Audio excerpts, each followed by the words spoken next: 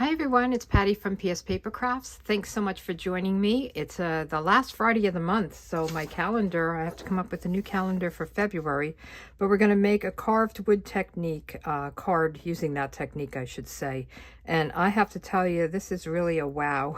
I was very surprised how beautiful it came out. This is my calendar. It's an inspiration calendar. I send it out every month to the people that subscribe to my email list. So if you want to do that, just look at the link below and just sign up and you'll get this each month.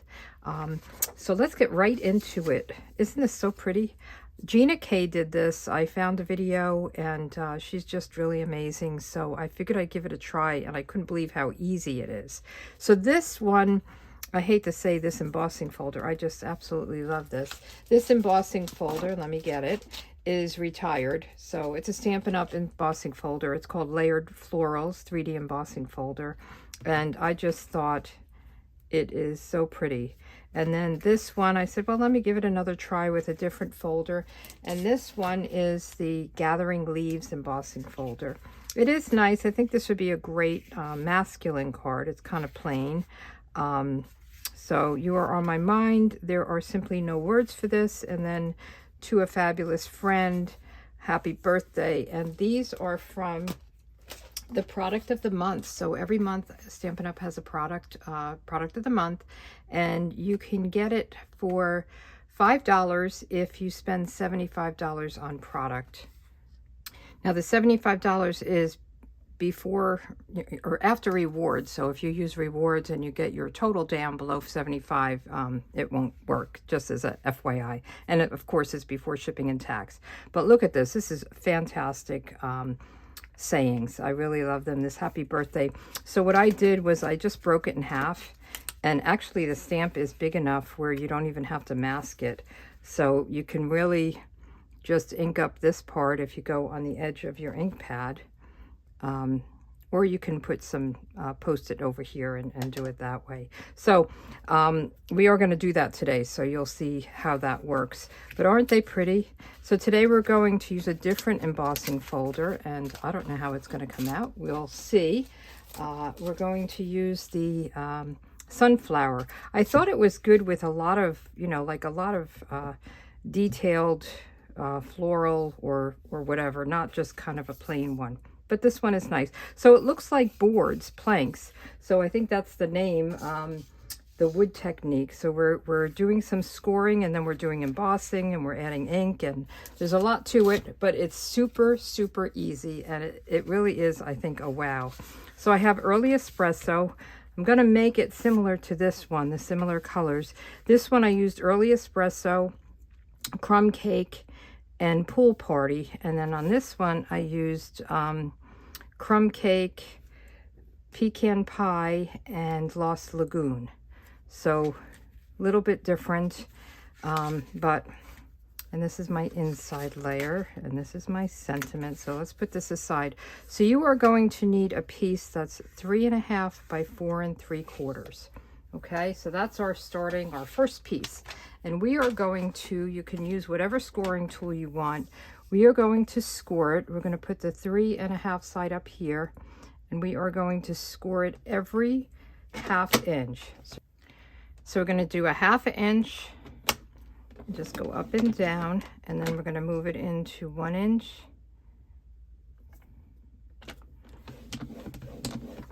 And then 1.5, just right on down, and it's all figured out. Gina K did a great job of figuring out the size so it would all work out evenly.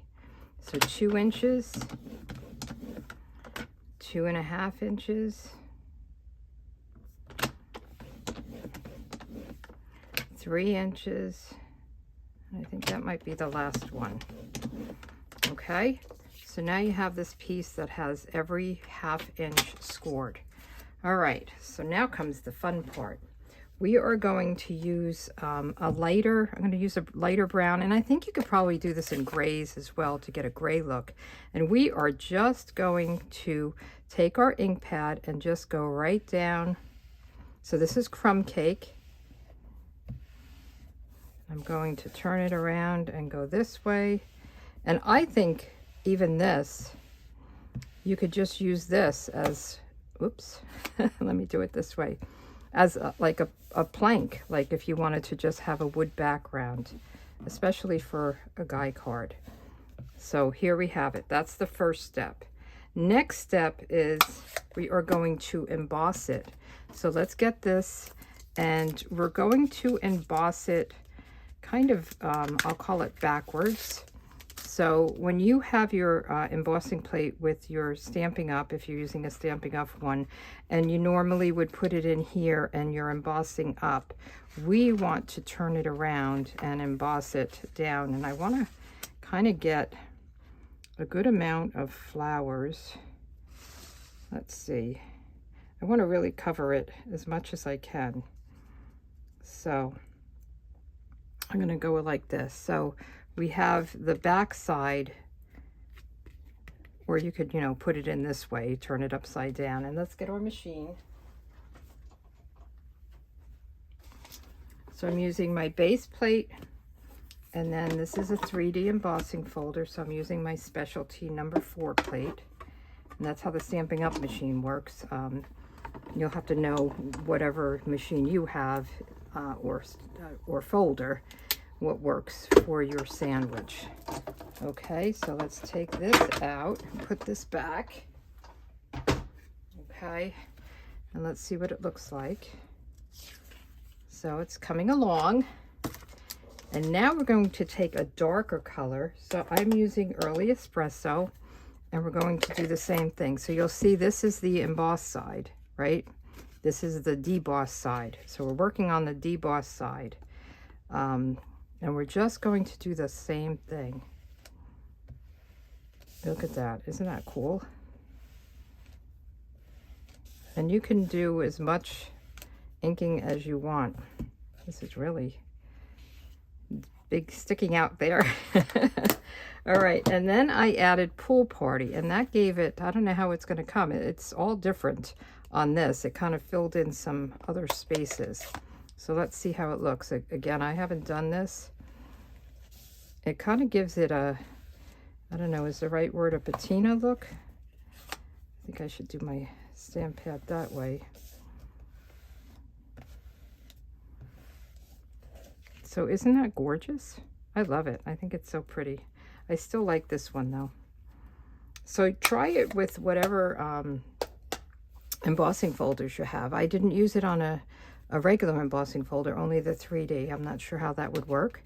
And then you're going to take a 3 3/4 by 5. Is that right? Yep, 3 3/4 by 5 piece of white. And we're just going to adhere that. And you know me, I like to use my liquid glue when I'm using an embossing folder. Especially, look at this. So this is the embossed side. So it's very kind of deep. So we're going to add this. Whoops.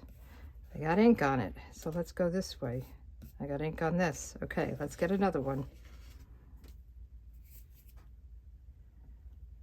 Okay, I'm back. I think I have ink over here, so I'm going to kind of work over here.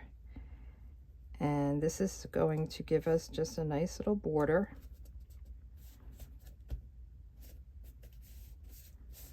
Okay.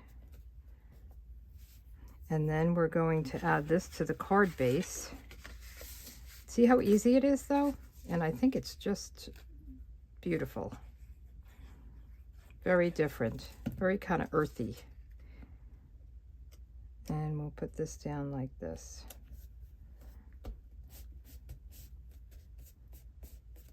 Okay.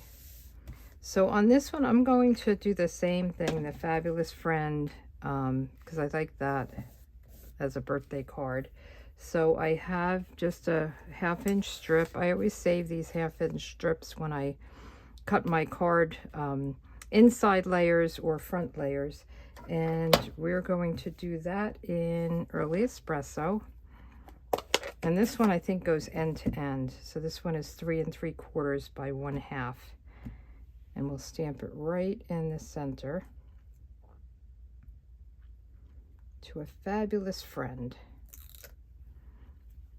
And then on the inside, well, yeah, let's do the happy birthday while we have our ink pad out. So as I was saying, you could either, I like to do the big word first, so I'm going to do birthday first, but you can either put tape or post-it note over here, or if you see, you can ink it up just getting the birthday. So I didn't get the Y. There is plenty of space. I look like I didn't get the top part. There you go. So, nope. I don't think I'm so worried about not getting the Y, I wasn't paying attention. So we're going to just put this down here. Now, very important, we want to clean this before we do anything else because there's still some ink on the birthday. So we want to just clean this. Some people actually cut their stamps because this is really a long stamp. It's too long sometimes for what you're stamping. It's nice to have a long one, kind of the big. So now I'm doing happy without the birthday. I'm going to just try to fit it in between the T and the D. So it's over there a little bit, but I'm fine with that. So let's put this away. Let's put this down on the inside layer, and then we'll pop up the other one.